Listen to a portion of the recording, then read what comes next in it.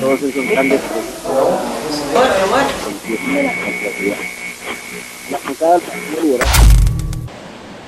un periodo marcado por hechos policiales que acapararon titulares regionales y nacionales, 3 denominados femicidios. Un terremoto político y 2 elecciones con triunfadoras fueron otros de los temas que marcaron la agenda. Este es el tercer y último capítulo de la historia de la noticia en Antofagasta, periodo comprendido desde 2008 hasta nuestros días. Esto es Super 9 y las miradas se centraban en el caso de la joven madre Carolina Arias. Cuando se recibió la denuncia por parte de Carabineros, y estos se comunican conmigo, que yo estaba de turno en aquella ocasión, ellos ya sabían que el papá de Carolina había alcanzado a hablar por teléfono con ella, y ella le había contado que estaba siendo atacada por su expareja, por el imputado. A partir de ahí, junto con la Brigada de Homicidios de la PDI, se desarrollaron el resto de las diligencias que permitieron detener al imputado ese mismo día en la noche, en la madrugada en realidad del día siguiente. Los homicidios son delitos violentos por definición, pero efectivamente fue lejos uno en los que se mostró la agresividad de una forma no vista habitualmente. Eran más de 60 heridas que tenía la víctima. El mismo día de los hechos, esto ocurrió, el llamado al fiscal fue entre las 9 y las 10 de la noche, y ya cerca de las 3 de la mañana ya teníamos la orden de detención y ya había sido detenido por la Brigada de Homicidios de la PDI. Luego al día siguiente pasó a control de detención y quedó ya en prisión preventiva, enfrentó el juicio preso y luego fue finalmente condenado a una pena de las más altas que se conocen en este sistema. ¿Cuánto fue? Presidio perpetuo. En noviembre de 2010, la desaparición de una joven estudiante de enfermería acaparaba los titulares de los medios locales. Más tarde, y tras su macabro hallazgo, el impacto mediático del homicidio de Cecilia Julio escaló a nivel nacional. Este caso, en realidad, por las circunstancias en que ocurrieron, donde una joven universitaria, una niña bonita, de familia, que estaba arraigada, digamos, en una casa de huéspedes de un lugar universitario de Antofagasta, donde tenía una bastante socialización con sus compañeras y a su vez en la universidad, que era bastante querida. Entonces llamó mucho la atención la forma en que desapareció sin dejar rastro, ni siquiera tampoco una nota o un llamado telefónico. Circunstancialmente a ello también tenía buenos padres y tenía una arraigo a su núcleo familiar importantísimo. Entonces no había una forma de poder explicarse la desaparición tan inmediata y tan fugaz de ella. Según antecedentes, la joven estudiante desapareció a las 23 horas del 27 de noviembre de 2010, cuando caminaba por calle Angamos, cerca del taller donde trabajaba y vivía su asesino. Se creó una cierta psicosis entre las jóvenes y lógicamente en la ciudad. Se iban arrojando diferentes pistas, falsas pistas, digamos, de sujetos que aparecían en vehículos, donde se hablaban de que se tomaban niñas, se las llevaban. Las jovencitas tenían temor a salir a la calle, o tenían temor de salir solas en horarios tarde, o ir a lugares donde tenían que divertirse, llámense discoteca, pub, bar. Cuando tenemos un caso en el cual no existe ningún vínculo entre la víctima y el victimario, y la forma y las circunstancias del hecho, en este caso donde no hay un lugar preciso, donde tampoco hay una comunicación entre la víctima y el victimario, es un caso de alta complejidad. Hubo un trabajo, digamos, un protocolo de trabajo que sin lugar a dudas permitió que pudiéramos encontrar la evidencia suficiente para poder vincular a la víctima con el victimario.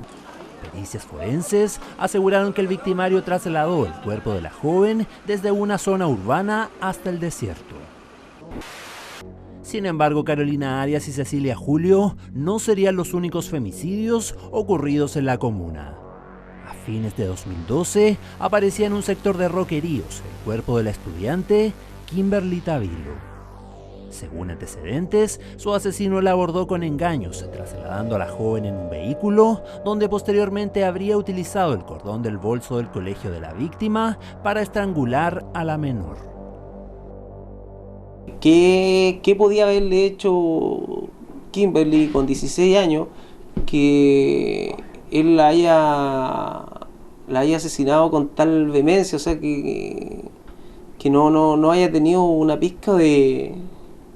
No sé, es como estrangular a alguien por 6 minutos aproximadamente. Eso es lo que relata tanto el perito de la PDI como el médico de servicio médico legal.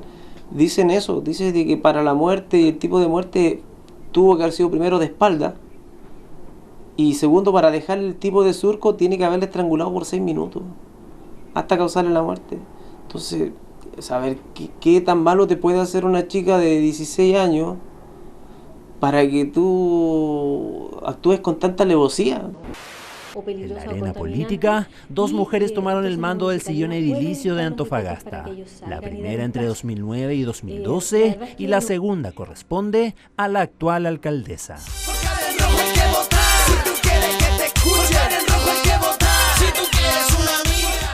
Pero quizás uno de los hechos políticos que generó mayor impacto mediático fue la acusación de fraude al fisco del hasta 2008 alcalde de la comuna de Antofagasta. Peritajes, análisis de muchos documentos y que en definitiva se concluyó por parte del Ministerio Público que habían sido antecedentes para acusar a quien entonces era alcalde de Antofagasta. Hubo bastante impacto en la comunidad, o sea, uno lo ve, lo percibe por la atención de los medios de comunicación que permanentemente consultaban en la Fiscalía por la fecha de presentación de la acusación, si es que se pensaba acusar o no, y por supuesto uno no adelantaba ninguna decisión a través de los medios de comunicación. La decisión que se tomó en aquella oportunidad fue una decisión bastante técnica, fue consultada con quien entonces era el fiscal regional y en definitiva estábamos conscientes que cualquier decisión que se tomara iba a tener algún impacto político por la posibilidad de la reelección de quien entonces era el alcalde Adaro. Ahí me tocó hacer el juicio del alcalde Adaro. La investigación la llevó a cabo el entonces fiscal Jorge Maine. Finalmente el juicio fue condenado junto con los asesores. Esta era una arista de una serie de casos que se investigaban vinculados con él, la lista que se llamaba del caso asesores. Se acreditó que el perjuicio final eran aproximadamente 17 millones de pesos y lo que hacían era pagarles justamente con fondos de la corporación como si fueran trabajadores de esa entidad. Pero la verdad es que ellos, en el tiempo en que debían estar trabajando para la corporación, en realidad se dedicaban a hacer labores de asesoría política para una eventual reelección del exalcalde Adaro en la elección que venía. Ellos fueron condenados a penas privativas de libertad pequeñas, 61 días si no me equivoco, para cada uno de ellos. Lo relevante de ese caso fue que dentro de las penas que ellos tenían estaba la imposibilidad de trabajar o de ejercer cargos públicos, entre ellos de elección popular. De hecho, el alcalde Adaro, cuando enfrentó el juicio, ya no era alcalde. Durante este periodo, personajes principalmente del quehacer cultural dejaron este mundo. Con una mujer que es Teresa Bernal, con la cual ya llevo muchos años de casado y hemos hecho todo. Es 2010 y estas imágenes rápidamente recorrieron noticieros del país, incluso algunos portales internacionales. Un camarógrafo había caído a un pozo de materia fecal en el marco del recorrido a una planta de tratamiento de aguas servidas. Yo me subí para grabar, que estaban abajo las autoridades viendo el sistema. Al lado mío llegó el Maureira. Y en una de ellas el guatón me dice, oye, dame la pasada, que voy a pasar para allá. ¿Dónde hay? No, dame la pasada, ya. Le doy la pasada cuando de repente se siente que alguien cayó. Oye, ¿qué pasó? Y empezó a gritar el intendente, la subsecretaria y todos los que estaban ahí. Y yo miro para atrás, no había nadie. De repente, aparece el guatón con la cámara. Y se hundió de nuevo. Al minuto y medio más o menos, de repente aparece de nuevo el guatón y se agarra de la orilla de la piscina. A fines de 2013, una estructura instalada en el sector de la ATI despertaba la atención de los antofagastinos. Más tarde, y al descubrir de qué se trataba, nosotros como ciudadanos nos estamos poniendo aquí en medio de la calle para hacer lo que nuestras autoridades no se han decidido hacer. Nosotros hemos venido a la Superintendencia de Medio Ambiente a pedir que de una vez por todas se fiscalice el cumplimiento de la resolución de calificación ambiental. El transporte, ¿no? Y el acopio, ¿no? Y el embarque, el mismo sistema que ha contaminado. Minera Sierra Gorda contaminándonos a todos y perjudicando la salud de los antofagastinos. Yo no podría estar en un cóctel de inauguración de una empresa que ha hecho caso omiso. Un repaso de aquellos hechos que acapararon titulares desde 2008 hasta nuestros días. Desde la revisión del tercer y último capítulo de la historia de la noticia en Antofagasta.